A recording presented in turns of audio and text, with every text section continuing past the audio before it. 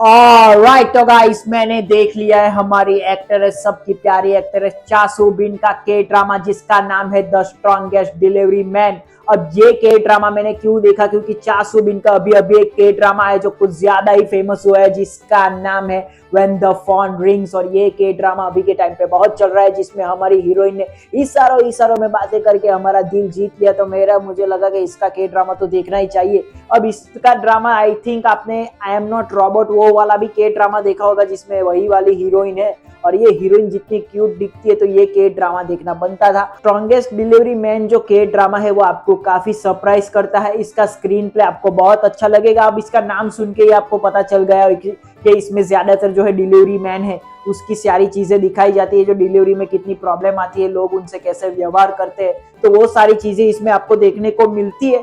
और ऐसा I don't think कि इतने ज्यादा इस पर कोई के ड्रामा बने, यही वाला एक के ड्रामा मैंने तो अभी तक देखा है। और कोई हो तो आप मुझे बिल्कुल कमेंट करके बता सकते हैं। अब इसके कहानी जो है, जो हमारी हीरोइन है वो बहुत सारे काम करती है, उसे बहुत सारे पैसे कमाने, क्योंकि अपनी जिंदगी से, यहाँ की जिंदगी से वो कंटाल गई है अपनी जिंदगी से, और कोरिया से वो इतनी ही नफरत करती है क्योंकि ऐसा लगता है कि यहाँ पे जो बड़े लोग हैं वो छोटे लोगों को दबाते हैं, पैसे इतने ज्यादा मिलते नहीं है। तो उसे बहुत सारे पैसे कमाने हैं और बाहर गांव जाना है, मतलब यूएसए जाना है, वहां जाके पैसे कमाने हैं। वो कोरिया में रहना ही नहीं चाहती, वो अपना घर बार सब कुछ छोड़ चुकी होती है क्योंकि उसके माँ बाप का भी कर्जा बढ़ गया है और वो लोग खुद का ख्याल नहीं रख पा रहे। तो हमारे हीरोइन को लगता है कि वो उसका ख्याल क्या रखेंगे, तो अपना घर ही छोड़ के वहां से निकल जाती है, पूरा अपने परिवार को भूल जाती है और सिर्फ पैसे कमाने पे फोकस करती है, क्योंकि उससे बस पैसे कमाने हैं, उसी दिशा में आगे बढ़ना है। और उससे टोटली अपोजिट हमारा हीरो का जो कैरेक्टर होता है, उसके पास्ट में भी बहुत सारी चीजें हुई होती है, उसकी खुद की माँ उसे छोड़ के चली जाती है, तो वो डिलीवरी इसीलिए करता है, मतलब हर डिलीवरी की जगह पे वो सिर्फ 2 महीने काम करता है और उसे ऐसा लगता है कि हर जगह पे वो जाता रहेगा, नई नई जगहों पे जाता रहेगा तो अपनी माँ से फिर से मिल पाएगा, जैसा कि वो होगा। लेकिन वो जैसा आपने एक्सपेक्ट किया था ऐसा होगा नहीं, क्योंकि उसका दिल टूटने वाला है।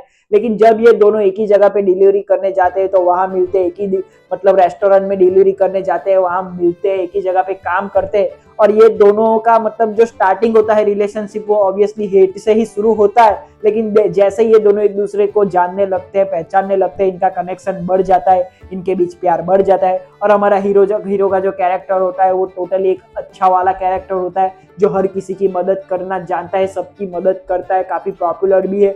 और बहुत सारे डिलीवरी मैन इसमें दिखाए गए हैं जो ज्यादातर कॉमेडी कैरेक्टर ही है। वो कॉमेडी कैरेक्टर जो डिलीवरी मैन वालों के है वो आपको देखने में 100% मजा आएगा।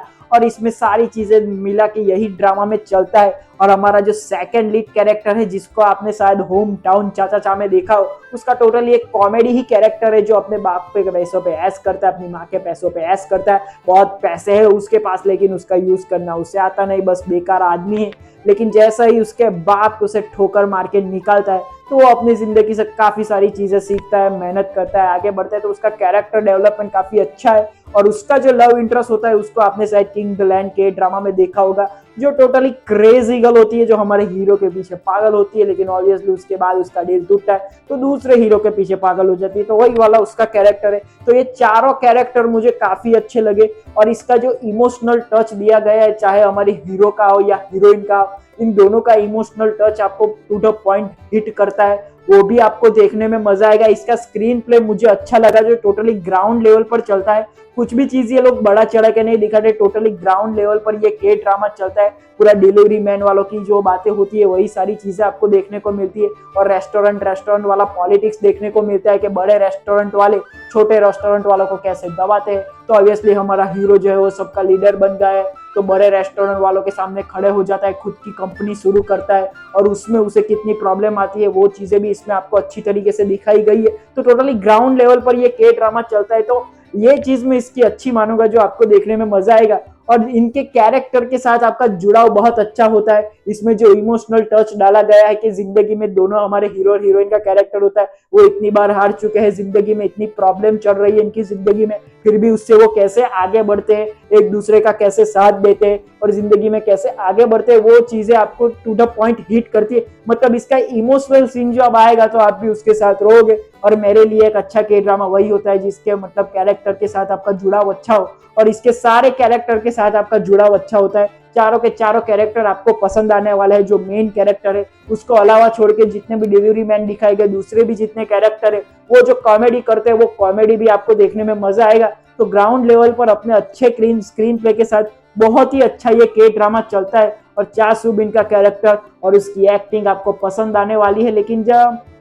उसकी फैमिली की चीजें ज्यादातर इसमें दिखाई नहीं, क्योंकि एंड में जाके लगता था कि उसकी फैमिली के साथ उसका मिलाप बिलाप फिर से होगा, लेकिन वो ऐसा कुछ होता नहीं है। तो वो पॉइंट इन्होंने छोड़ ही दिया बताने के बाद। लेकिन क्या कर सकते हैं, सारी चीजें इन लोगों को बता नहीं सकते, तो वही चीजें उसमें होती है।